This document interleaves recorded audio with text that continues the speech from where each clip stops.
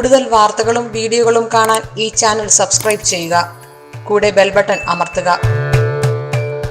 Asia live ടിവിയിലെ feng shui പ്രോഗ്രാമിലേക്ക് ഏവർക്കും സ്വാഗതം.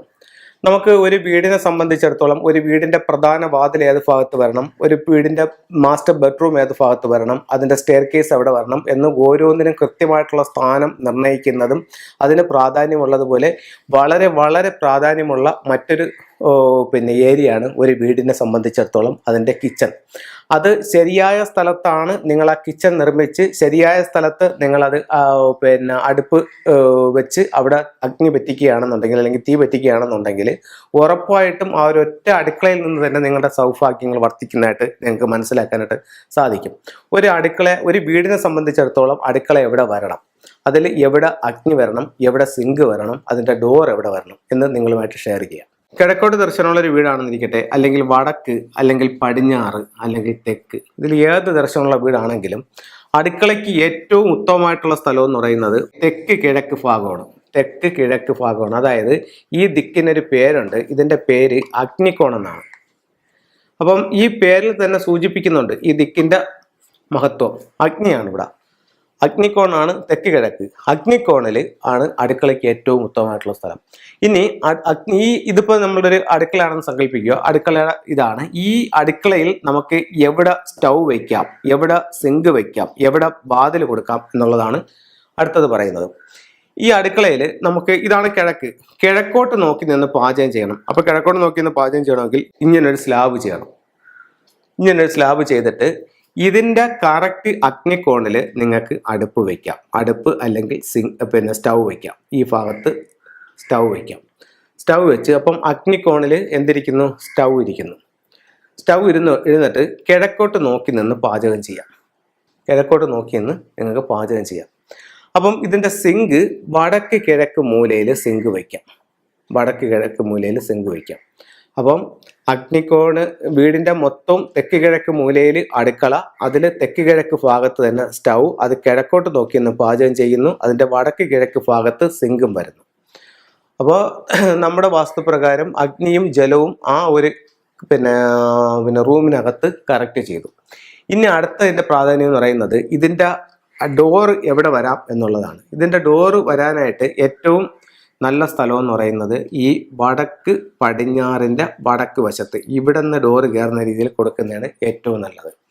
അപ്പോൾ നമ്മളൊരു മൊത്തം വീടിനെ എടുക്കുമ്പോൾ നമുക്ക് ഇവിടെയാണല്ലോ ഡോറിൻ്റെ സ്ഥാനം, പടിഞ്ഞാറോട്ട് ദർശനമുള്ളതിന്. അതേ സ്ഥാനം തന്നെയാണ് നമ്മൾ ഇവിടെയും എടുക്കുന്നത്. അപ്പം ഒരു കിച്ചണെ സംബന്ധിച്ചിടത്തോളം നമുക്ക് അതിൻ്റെ തെക്ക് കിഴക്ക് ഭാഗത്ത് സ്റ്റൗ കൊടുക്കാം, വടക്ക് കിഴക്ക് ഭാഗത്ത് സിങ്ക് കൊടുക്കാം, അതിൻ്റെ വാതിൽ വടക്ക് പടിഞ്ഞാറ് കയറുന്ന രീതിയിൽ കൊടുക്കാം.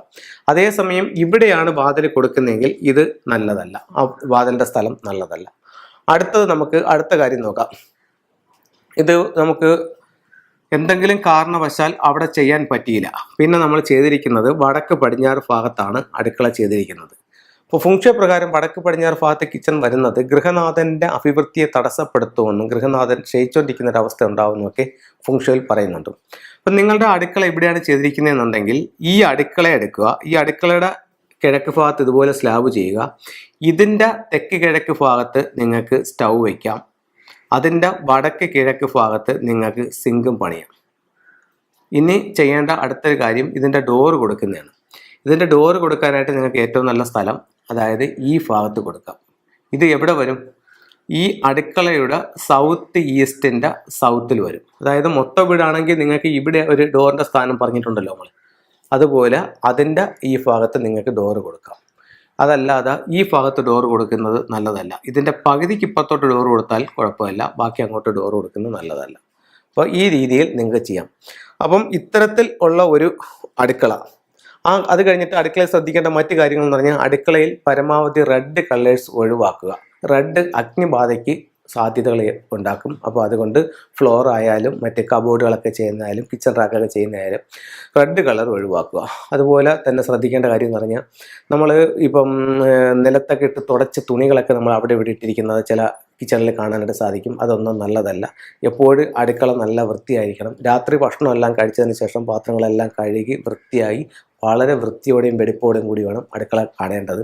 അത് കഴിഞ്ഞിട്ട് ന്യൂസ് പേപ്പർ ഇട്ട് വയ്ക്കുന്നത്, ഇപ്പോൾ മിക്ക നമ്മൾ വീടുകൾ കൺസൾട്ട് ചെയ്യാൻ പോകുന്നതുകൊണ്ട് അറിയാൻ പറ്റും, എല്ലാ വീടുകളിലും ന്യൂസ് പേപ്പർ വിരിച്ചിട്ട് അതിൻ്റെ മുകളിലാണ് ഗ്ലാസ് പാത്രങ്ങളൊക്കെ പറക്കി വെച്ചിരിക്കുന്നതായിട്ട് പല വീടുകളിലും കാണാനായിട്ട് സാധിക്കും. അപ്പോൾ ന്യൂസ് പേപ്പർ ഇട്ടിട്ട് അത് വെക്കുന്നത് നല്ലതല്ല.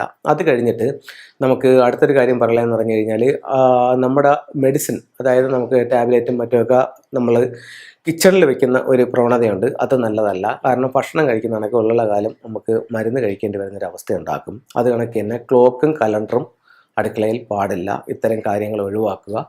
എന്നിട്ട് ഈ പറഞ്ഞ രീതിയിൽ ഒരു അടുക്കള പണിയും എല്ലാ സൗഭാഗ്യങ്ങളോടും കൂടി നിങ്ങളുടെ ജീവിതം മുന്നോട്ട് പോകാനായിട്ട് അത് അനുഗ്രഹിക്കട്ടെ എന്ന് പ്രാർത്ഥിച്ചുകൊണ്ട് നിർത്തുന്നു. നന്ദി, നമസ്കാരം.